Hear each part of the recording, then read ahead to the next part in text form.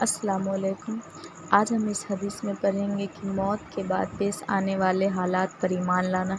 حضرت عبداللہ بن عمر رضی اللہ عنہ سے روایت ہے کہ رسول اللہ صلی اللہ تعالیٰ علیہ وسلم نے ارشاد فرمایا، قیامت سے پہلے دجال نکلے گا اور وہ 40 تک ٹھہرے گا۔ اس حدیث کو روایت کرنے والے صحابی حضرت عبداللہ بن عمر رضی اللہ عنہ فرماتے ہیں کہ میں نہیں جانتا کہ رسول اللہ صلی اللہ تعالیٰ علیہ وسلم کا مطلب 40 سے 40 دن تھے یا 40 مہینے یا 40 سال۔ آگے حدیث بیان کرتے ہیں کہ پھر اللہ تعالیٰ حضرت عیسیٰ بن مریم علیہ السلام کو دنیا میں بھیجیں گے، گویا کہ وہ عق بن مسعود ہے، یعنی ان کی شکل و صورت حضرت عق بن مسعود رضی اللہ عنہ سے ملتی جلتی ہے۔ وہ دجال کو تلاش کریں گے اور اس کا تعاقب کریں گے اور اس کو پکڑ کر اس کا خاتمہ کر دیں گے۔ پھر 7 سال تک لوگ ایسے ہی رہیں گے کہ 2 آدمیوں کے درمیان بھی آپس میں دشمنی نہیں ہوگی۔ پھر اللہ تعالیٰ ملک شام کی طرف سے ایک خاص قسم کی ٹھنڈی ہوا چلائیں گے، جس کا یہ اثر ہوگا کہ روئے زمین پر کوئی ایسا شخص باقی نہیں رہے گا جس کے دل میں ذرہ برابر بھی ایمان ہوگا۔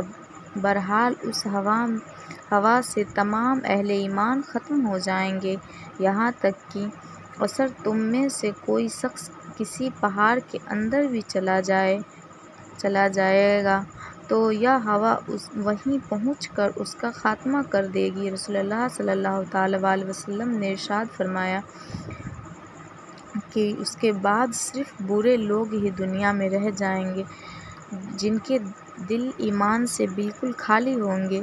ان میں پرندے والی ہوا تیزی اور پھرتی ہوگی، یعنی جس طرح پرندے پھرتیلے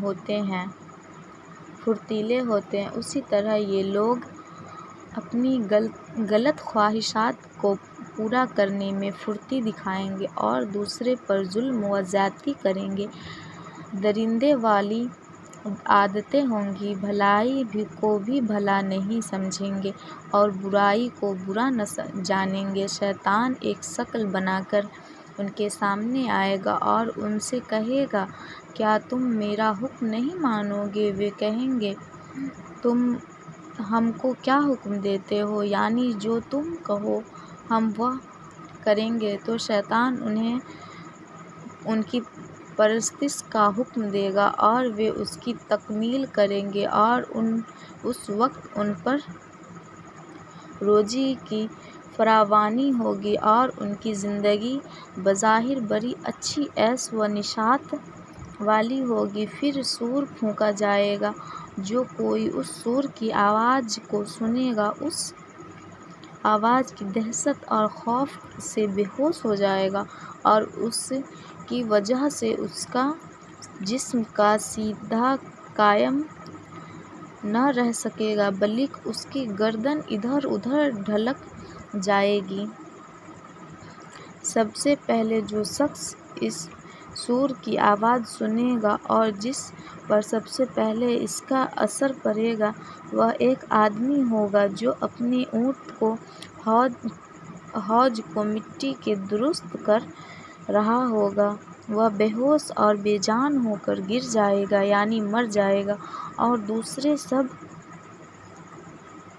لوگ بھی اسی طرح بے جان ہو کر گر جائیں گے۔